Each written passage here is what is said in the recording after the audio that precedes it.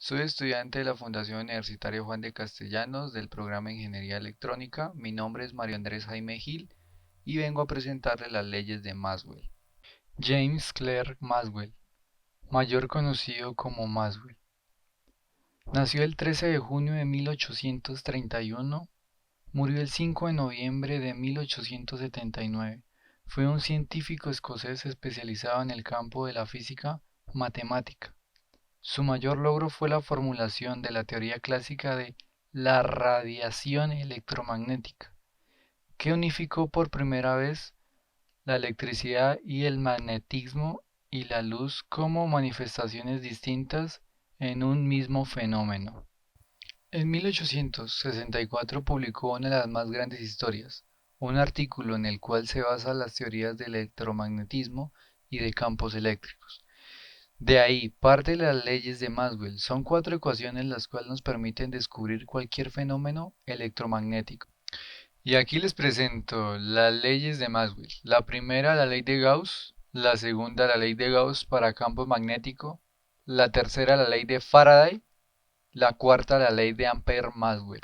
Antes de entrarnos a explicar las leyes de Maxwell, tengo que explicar algunos conceptos básicos, que son: ¿qué es la electricidad y el magnetismo?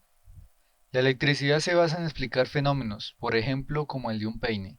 Esto quiere decir que las partículas con igual carga se repelen y las de distinta carga se atraen. En este proceso actúa fuerza de atracción o de repulsión, que actúan sobre una línea, que aumenta con el tamaño de sus partículas y decrece con el cuadrado de su distancia. El magnetismo surgió para explicar el curioso hecho en el cual hay objetos llamados imanes. Ellos tienen la capacidad de tener dos polos, norte o sur.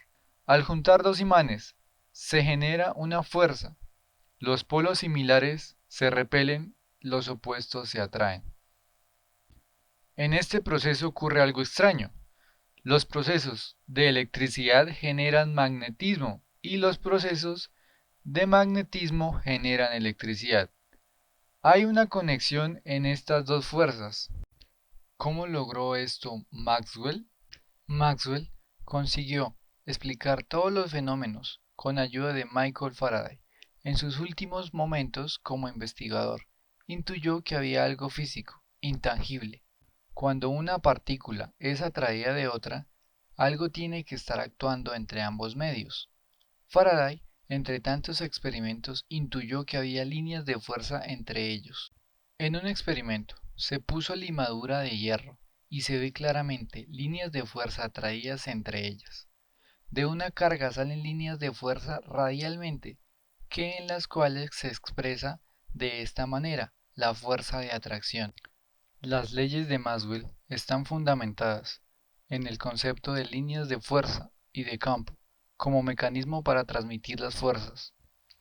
Las leyes de Gauss. Las leyes de Maxwell están en su formulación diferencial. Utilizando álgebra vectorial, se transforman a su forma integral. Estas ecuaciones dependen del grado para que se vayan a utilizar, si en su forma integral o diferencial. Estas dos primeras ecuaciones nos habla de las fuentes de campo. Esta ley nos dice que la divergencia del campo es igual a la carga de este.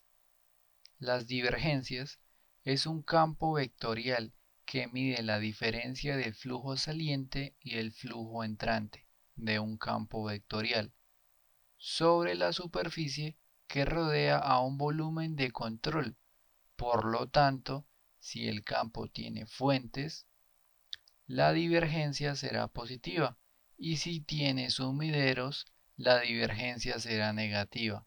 En conclusión, la divergencia mide la rapidez neta con la cual conduce la materia al exterior de cada punto. Esta fórmula lo único que nos dice es que la fuente de las líneas de fuerza son las cargas y de una manera integral el flujo producido por el campo es igual a las cargas. Si tengo una carga, radiará líneas de fuerza si se contiene encerrada. la suma de estas líneas de fuerza que atraviesan la superficie encerrada será igual a la carga en donde está, con una constante llamada epsilon sub 0. Ley de Gauss para el campo magnético. En este caso, las divergencias del campo magnético es cero. ¿Por qué pasa esto? Porque toda línea que sale se cierra sobre sí misma y vuelve a su punto. Por eso hay una diferencia entre los campos eléctricos y magnéticos. Mientras para la electricidad existen fuentes que pueden ser positivas o negativas, para el campo magnético no, porque los polos norte y sur siempre van por parejas, nunca un polo puede estar solo. De esta manera, las líneas de fuerza se cierran sobre sí mismas, mientras que las líneas de campo eléctrico salen de forma radial, las del campo magnético se cierran sobre sí mismas. Si lo vemos, esta fórmula de forma integral, el flujo de las líneas de fuerza es cero, siempre porque toda línea que sale vuelve a entrar. En conclusión, las leyes de Gauss dicen que todas las fuentes de campo eléctrico son las cargas eléctricas y las del campo magnético no tienen fuentes, se cierran las líneas de fuerza sobre sí mismas. Las leyes de Ampère y Faraday. Estas dos leyes se aplican siempre y cuando varíen en su tiempo y las cargas estén en movimiento. La ley de Ampère dice que la corriente eléctrica genera un campo magnético circular. Una corriente genera un campo magnético rotacional. La ley de Faraday. Él se caracterizó por sus métodos de observación y dedujo que la variación de una corriente produce un campo magnético y un campo magnético variable produce una corriente. Un flujo de corriente variable genera un campo magnético en forma de una espira. Un campo magnético variable creará un campo magnético rotacional. En estas fórmulas se utiliza el concepto vectorial, transformando un campo vectorial lineal a uno rotacional. De este nuevo término se llama corriente de desplazamiento, que fue agregado por Maxwell. Con este principio, la fórmula se llama la ley de Ampère-Maxwell. Con esta fórmula completó una equivalencia. Estas leyes de magnetismo y campo eléctrico generan una equivalencia eléctrica y magnética. Estas cuatro ecuaciones son totalmente simétricas y van entrelazadas. En conclusión, las leyes de Ampère y Faraday conectan lo eléctrico y lo magnético.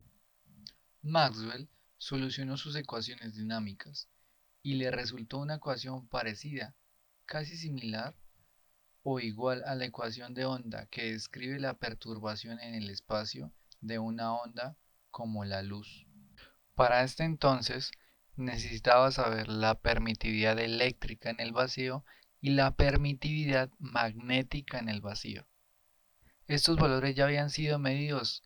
Al desarrollar estos dos valores se hacía parecidos a la velocidad de la luz. En un artículo, Maxwell dijo: no podemos evitar la conclusión de que la luz consiste en las ondulaciones transversales del mismo medio, que es una causa de los fenómenos eléctricos y magnéticos.